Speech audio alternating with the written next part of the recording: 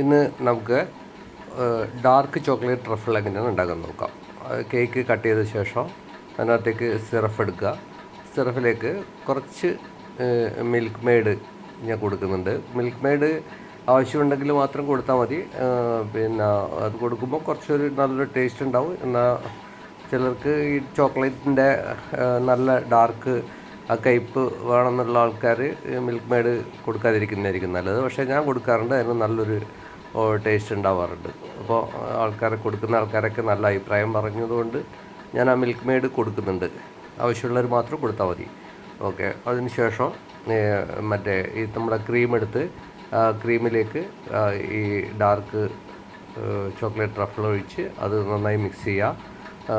പിന്നെ ഈ ട്രഫിൾ ഉണ്ടാക്കുന്ന ഇത് ഞാൻ എൻ്റെ കഴിഞ്ഞ വീഡിയോയിൽ അപ്ലോഡ് ചെയ്തിട്ടുണ്ട്. അപ്പോൾ അത് നോക്കിക്കഴിഞ്ഞാൽ ഡാർക്ക് ചോക്ലേറ്റ് ട്രഫിൾ എങ്ങനെയാണ് ഉണ്ടാക്കുന്നതെന്ന് നിങ്ങൾക്ക് കാണാം.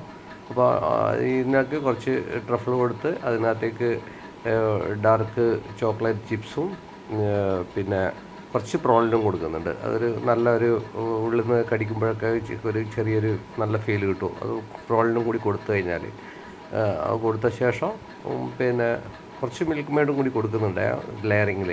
അതിന് ശേഷം ക്രീം അപ്ലൈ ചെയ്ത ശേഷം ഡാർക്ക് ട്രഫിൾ ഒഴിച്ച് നല്ല ഇതിൻ്റെ മുകളിൽ പിന്നെ നന്നായി അപ്ലൈ ചെയ്യുക. ഇതുപോലെ ഒഴിക്കുമ്പോൾ ട്രഫിൾ നമ്മൾ വീണ്ടും ചൂടാക്കുമ്പോൾ അധികം ചൂടായി പോകാതെ നോക്കണം. അത് ചൂടായി പോകുമ്പോൾ നമ്മൾ കേക്കിലേക്ക് ഒഴിച്ച് കഴിഞ്ഞാൽ അത് പുറത്തേക്ക് ഇങ്ങനെ വലിച്ചിറങ്ങുന്നത് പോലെയൊക്കെ വരും.